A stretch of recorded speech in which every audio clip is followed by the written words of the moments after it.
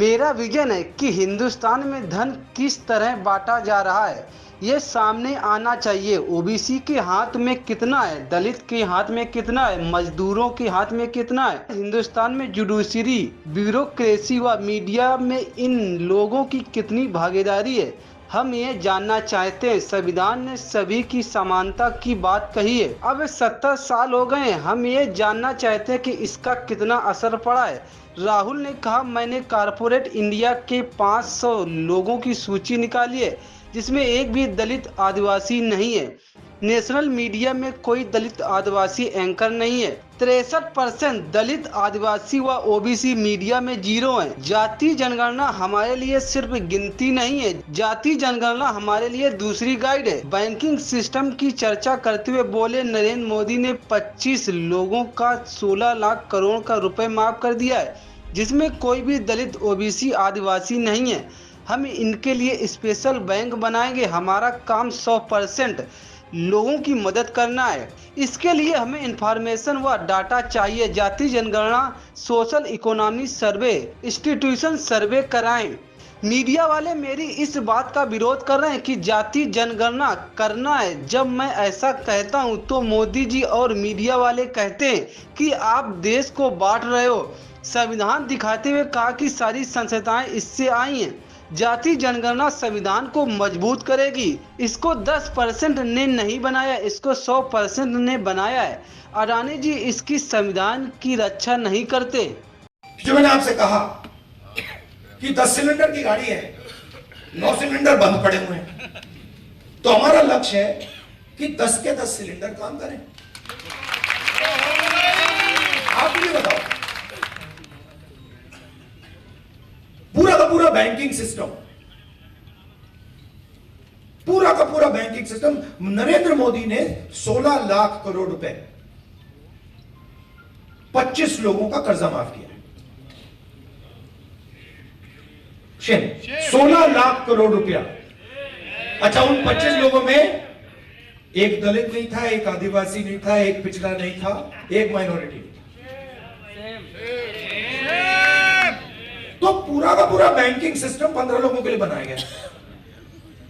ये जो हमारे भाई हैं जो मोची का काम कर रहे हैं, जिनको पूरी लाइफ में इज्जत नहीं मिल कर रहे हैं, मैं यहां क्लियरली कहना चाहता हूं, जाति जनगणना से सिर्फ आबादी पता लगेगी।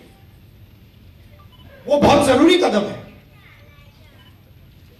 क्योंकि भागीदारी से पहले आबादी के बारे में पता होना पड़ेगा, क्योंकि भागीदारी तक हम बिना आबादी के तो पहुंच ही नहीं सकते। मगर आबादी है, दलितों के हाथ में कितना है, मजदूरों के हाथ में कितना है, पहली बात। दूसरी बात, हिंदुस्तान के जो इंस्टीट्यूशंस हैं, ब्यूरोक्रेसी हो, जुडिशरी हो,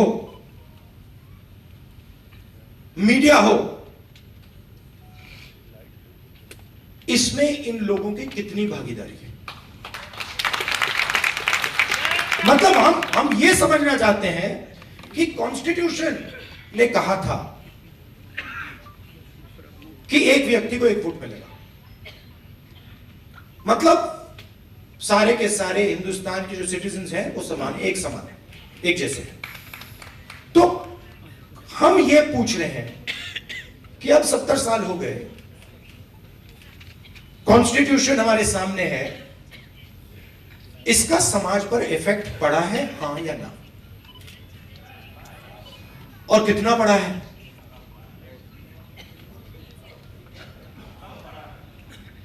पड़ा है। मगर अगर मैं कॉर्पोरेट इंडिया को देखूं और लिस्ट निकालूं और हिंदुस्तान के 500 सबसे बड़े उद्योगपतियों की लिस्ट निकालूं, मैंने निकाला है, उसमें आपको एक भी दलित, एक भी आदिवासी, एक भी पिछड़े वर्ग का व्यक्ति नहीं मिलेगा। शुरू करने में बातचीत हुई, मैंने पूछा क्या हो रहा है, कैसे चल रहा है। उन्होंने कहा कि ये जो मेरा बेटा है ये पहले मेरे साथ काम करता था, अब नहीं करता है, ये भाग गया, चला गया। तो मैंने कहा क्यों? कहते हैं कि इसने कहा कि इस काम में इज्जत नहीं है। और फिर उन्होंने मुझे बोला कि राहुल जी, मेरी लाइफ में सिर्फ एक व्यक्ति ने, मेरे पिता ने मेरी रिस्पेक्ट की है और किसी ने मेरी रिस्पेक्ट नहीं की, और ये सब लोग मेरा मजाक उड़ाते हैं। तो मैंने कहा, उनसे कहा कि तुम्हें मालूम कैसे कि मजाक उड़ाते हैं? नहीं, कभी कभी तो